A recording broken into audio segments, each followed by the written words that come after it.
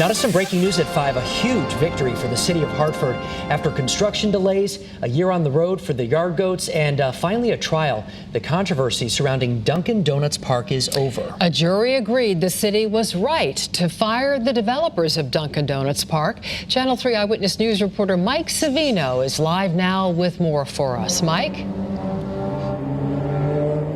Yes, and Mark and Denise, this verdict came out very quickly, less than 24 hours after Hartford and the developers made their closing arguments. And it's a decision that had Mayor Luke Bronin and the city council celebrating. The city of Hartford won a huge victory today. A jury today sided with the city of Hartford in its decision to fire Centerplan and Dono as the developers of Dunkin Donuts Park. The developer filed a lawsuit against the city, saying the city violated its contract with the 2016 firing. Today's verdict wraps up a 5-week trial, but it also brings to end a years-long saga.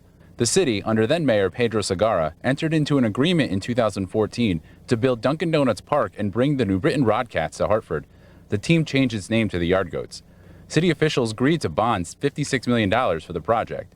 Centerplan promised to have the park open for the 2016 season, but a series of construction delays meant the Yard Goats, the AA affiliate of the Major League Baseball's Colorado Rockies, had to play all of their games on the road.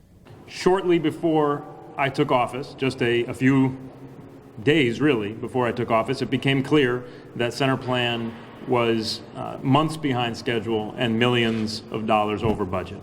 Bronin says the city and the Yard Goats worked with the developer to get the project back on track, but things never got better. At that point, we made the decision that the right thing to do to protect the people of Hartford, to protect the taxpayers of Hartford, was to fire Centerplan from that job, to ask the insurance company to step in, to pay for the completion of the ballpark, to oversee construction on the ballpark, and to get it done. Centerplan and Dono blamed the city and the team, saying they repeatedly asked for changes that required more time and money.